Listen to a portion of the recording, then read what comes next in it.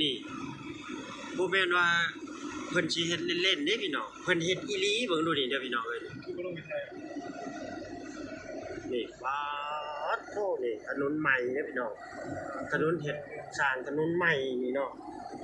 โอ้โหนี่แหละที่ว่า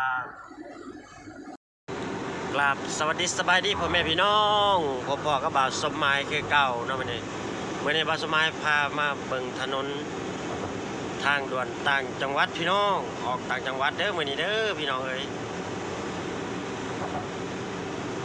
เบิ่งโคมไฟระบาดพี่น้องนี่เบิ่งแบบนี้วิวดีเนาะวิวงามเนาะนี่คือทางด่วนไปต่างจังหวัดของประเทศไทยเนาะพี่น้องโอ้โล่งเลยพี่น้องยามเช้าๆนี่เนาะรถก็ถือว่าหลายปกติอยู่เนาะเพิ่นไปหาเที่ยวได้นี่เนาะแม่นครับเป็นชลบุรีบางแสนกัน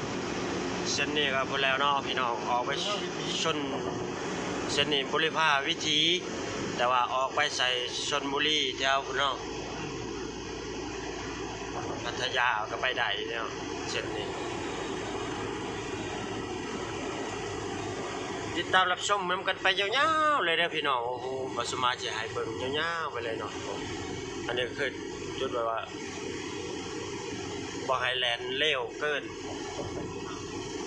แล้วก็ด้านข้างก็จะเป็นแบบว่าโรงงานเนาะพี่น้องป๊าเขตนี้ออกมาแทนนี่มีแต่โรงงานเด้อพี่น้องเอ้ยนี่รถป๊านี่โรงงานรถเด้อนี่เนาะบริษัทรถเด้อนี่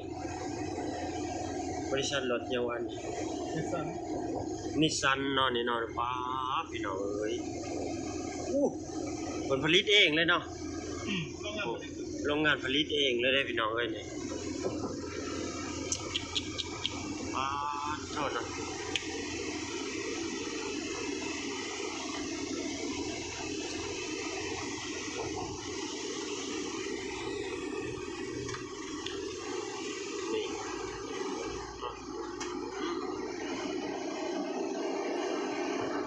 ถนนเนี่ยก็จะเป็นถนน6 เลนเนาะส่วนกลับฝั่งนั้นก็3ฝั่งนี้ก็3เด้อพี่น้องเอ้ย แบบสะดวกปลอดภัยไปถนนบ้านเพิ่นนั่นก็บ่มีโทรศัพท์บ่ข้างของทางนี่อ๋อฉุกเฉินนี่บ่รถเสียฉุกเฉินมีบริเวณฉุกเฉินอ๋อโทรศัพท์แบตรถใส่ไม่ได้ก็คือใส่นี่ได้เบิดว่านี่เนาะพี่น้องเนาะเอโรเอสนี่เนาะโทรเลยล่ะเป็นหน่วยงานแม่อ๋อจะว่ารถเสียรถยังล่ะให้โทรแจ้งอยู่วันนี้คือโทรศัพท์หรือโทรได้แม่นเนาะโอ้เบิ่งเนาะพี่น้องเดี๋ยวมานำโทรศัพท์นี่พี่น้องเอ้ยนี่เพิ่นก็สิเฮ็ดเป็นจุดวางไว้จนสุดทางบ่ได้เนาะห่างกันประมาณกิโลนึงเนาะพี่น้องเนาะเพิ่นสิวางไว้เป็นห่างกันนี่เนาะนี่อันนี้ครับนี่ป๊านี่เนาะว่าความบริการของเพิ่นเนาะคืออยู่ไสก็โทรแป๊บเดียวเนาะโทรปุ๊บบ่เกิน10-20 นาทีเนาะช้าสุดเนาะคือเพิ่นมาไวขนาดพี่น้องเอ้ยนี่ว่าบ่ว่าจะเกิดเหตุรถชนกันบ่หรือว่ารถเสียอยู่บนถนนทางด่วนเนาะอยู่ทางด่วนอยู่ข้างบนนี่เนาะรถเสียรถยางตอกยางแตกเนาะ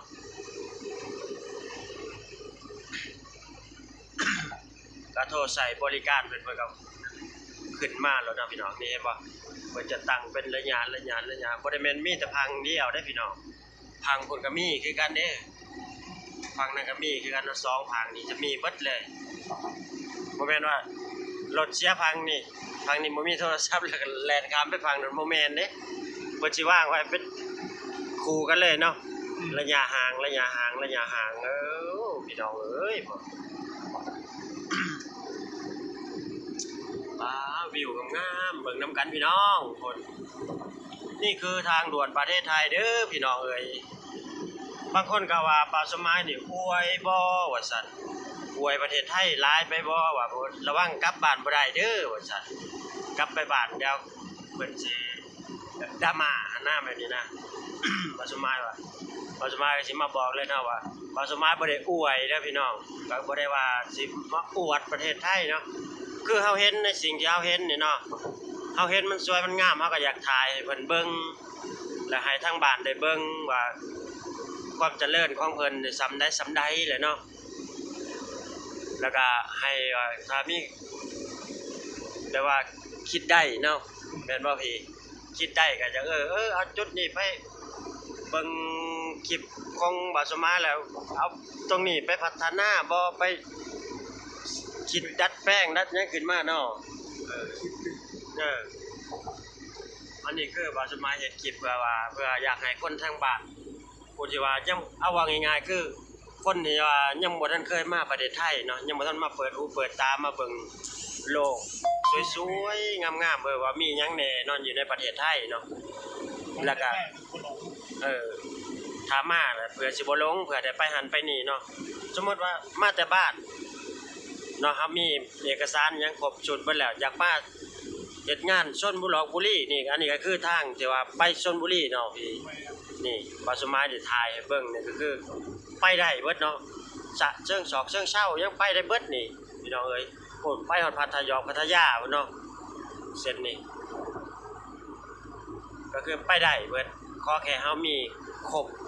ทุกอย่างแล้วก็ให้แบบว่าคือบาสมานี่ก็ว่ามีครบเบิดทุกอย่างเนาะพี่น้องแต่ว่าเฮาก็ได้มีโอกาสดีอย่างหนึงคือเฮาได้ออกมาเปิดหูเปิดตาได้เบิ่งโลกหลายๆอย่างนี่เนาะนี่หายากได้สิได้ออกมาเบิ่งแนวนี้พี่น้องเอ้ยคือเฮาไปแนวนี้เนาะคือเฮาบ่ได้เสียค่ารถบ่แม่นจังคือบาสมาได้ไปฟรีตลอดนี่เพราะว่าไปส่งของเนาะพี่น้องเป็นเด็กติดรถนี่เบิ่งเอานี่คือบาสมานี่ก็เห็นนะเห็นนี่ใช่มั้ยนี่เบิ่งเอาพุ่นพี่น้องเอ้ยเบิ่งเอาบ้านเมืองเพิ่นเนาะความสวยความงามนี่อยากให้เบิ่งบรรยากาศไปนำกันเบิ่งถนนเบื่อแล้วก็ให้เบิ่งบรรยากาศข้างๆไปนำเนาะมีหลายๆอย่างหลายๆสิ่งบ่รู้พี่น้องเอ้ยแบบกันคือจุดนี้ก็คือแบบอยู่บ้านนอกเฮานี่เนาะอยู่ที่บ้านเฮาแบบนี้เบิ่งอากาศแบบนึงเนาะแต่ว่าในเมืองนี่ก็สิแบบนึงเนาะนี่แหละความแตกต่างมันหลายอย่างหลายสิ่งที่ว่าคนที่ว่ายังบ่ทันมาเปิดหูเปิดตาเปิดโลกใหม่ๆได้เบิ่งเนาะยุคนี้ก็แม่นอยู่ยุคใหม่แต่อยากให้ว่ามาเบิ่งความเจริญแบบว่าความเรียกว่าพัฒนาของเพิ่นเนาะก็บางคนเพิ่นก็ว่าบ่แม่นประเทศพัฒนาอันดับหนึ่งเพิ่นว่าประเทศกำลังพัฒนาเนาะประเทศไทยนี่กำลังพัฒนาเพิ่นว่าพอสมัยก็เห็นเพิ่นคอมเมนต์มาหลายๆคอมเมนต์อยู่ในช่องว่าพอสมัยเพิ่นว่าบ่แม่นมาประเทศที่พัฒนาเด้อเพิ่นว่าประเทศไทยนี่กำลังพัฒนาพอสมัยเพิ่นว่าเนาะโอ้ก็แม่นความเพิ่นเนาะพี่น้องอีหยังบ่มีเพิ่นก็เริ่มพัฒนาไปเรื่อยๆเนาะนี่เบิ่งนำกันไปพี่น้องเอ้ย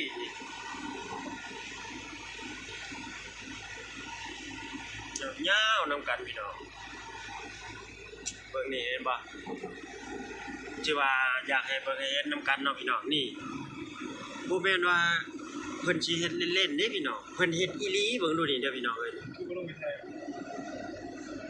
นี่ว้าวโธ่นี่ถนนใหม่เด้อพี่น้องถนนเฮ็ดสร้างถนนใหม่นี่เนาะโอ้โหนี่แหละที่ว่าบ่แม่นสิมีเงินซื่อๆเด้พี่น้องต้องมีสมองนำแล้วก็การที่ว่าพัฒนาอยากพัฒนาประเทศของตัวเองเนาะนี่เบิ่งนี่ยังสิขึ้นใหม่เนาะพี่เนาะนี่เบิ่งเอานี่เด้อนี่เพิ่นสิสร้างใหม่แต่ว่าบ่ฮู้จักสิเป็นหยังนี่หมู่บ้านทั้งโรงงานอุตสาหกรรมเป็นทั้งหมู่บ้านทั้งโรงงานเป็นอุตสาหกรรมเนาะมีฮอดเครื่องเงินยังโรงงานโรงงานปูนเนาะนี่อันนี้ก็มาทางด่วนนะเด้อพี่น้องเอ้ยสิลงทางด่วนนะ ปิดหน้าเนาะคือของเฮานี่มันมีอัตโนมัติพี่น้อง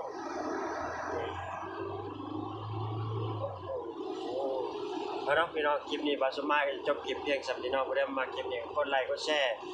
บาสมายว่าผิดพลาดประการใดก็คอมเมนต์ใต้คลิปมาเด้อพี่น้องเด้อว่าจะได้ปรับปรุงเป็นใหม่เนาะว่าพี่น้องทั้งฝั่งไทยฝั่งลาวขอกราบคำว่าสวัสดีและสบายดีครับผม